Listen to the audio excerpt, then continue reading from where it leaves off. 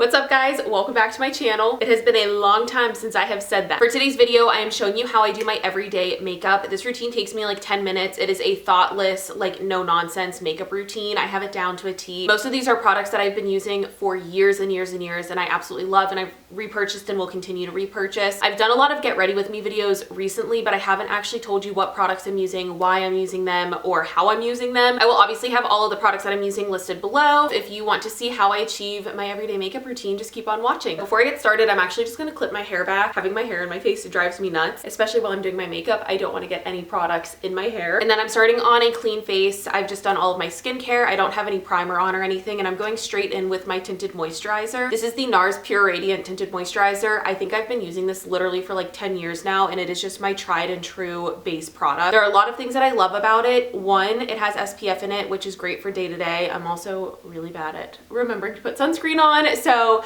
it's just one less thing that I have to worry about. Number two, the coverage is very buildable. I obviously don't have perfect skin and I'm okay that some of my imperfections show through, but if I wanted to build it up, I totally could. And then lastly, one of the things that I love the most about it is the fact that you actually get more product than what comes in a standard foundation bottle. So I believe this is 1.7 ounces. So even though it does have a little bit higher of a price, you're literally getting so much product and this bottle will last me so long. So I just squeeze some out onto the back of my hand and I like to apply it by dotting it all over my face.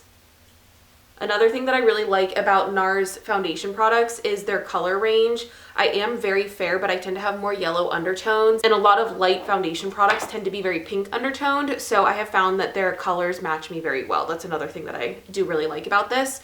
So I'm going in with this IT Cosmetics foundation brush. It is so old that all of the markings are worn off of it, so I'm not sure exactly which brush this is, but it's just a rounded, dense, like stippling foundation brush. So what I like to do first is just start stippling the product around my face to get a nice even layer. It does not have to look perfect by any means when we are done with this step.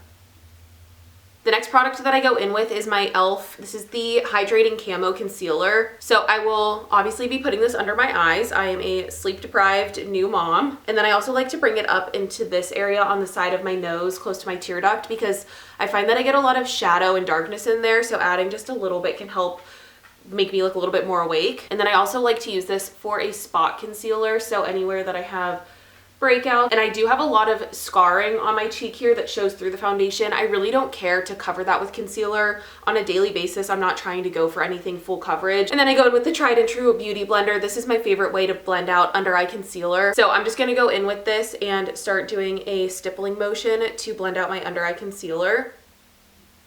I don't put a ton of product on my eyelid, just whatever is left on the sponge. I'll carry it up onto my eyelid to help cover some of the redness and veins.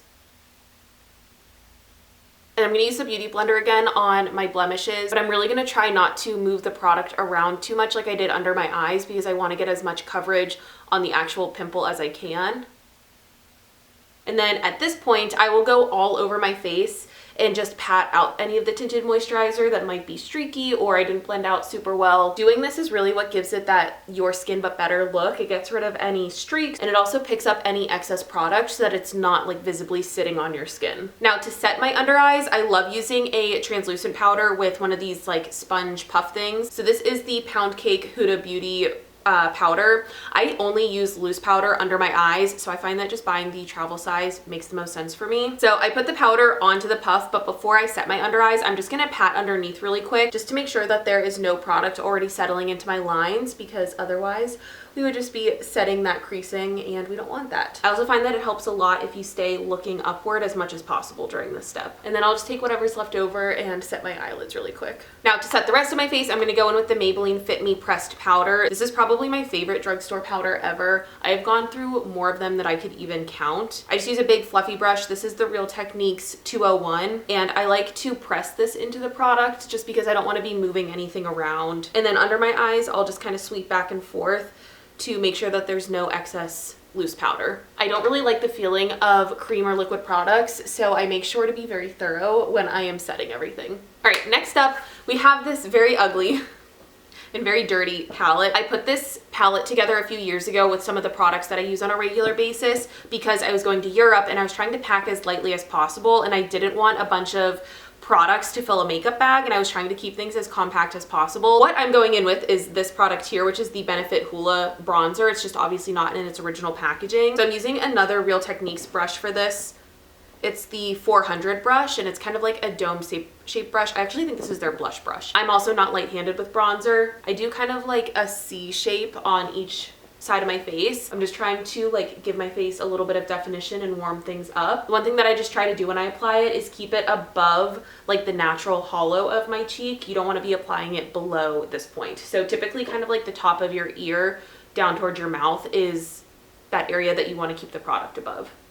I've always preferred to apply my bronzer with more of a fluffy brush. I don't want to have any harsh lines from it or anything, and I'm not, like I said, I'm not really trying to contour. I'm just trying to like warm things up. Now I'm going in with blush, and this is the color Fiesty from Tarte. It's a little mini one, and I actually looked recently and didn't see that it was available in the full size, but it's really just like a sort of terracotta, like bronzy blush color. This must have been part of a set, or it's a color that's discontinued. I have been really trying to use up products before buying anything new, so I've had this blush for a long time, I'm not gonna lie. And I'm just applying this with the same brush that I used for bronzer.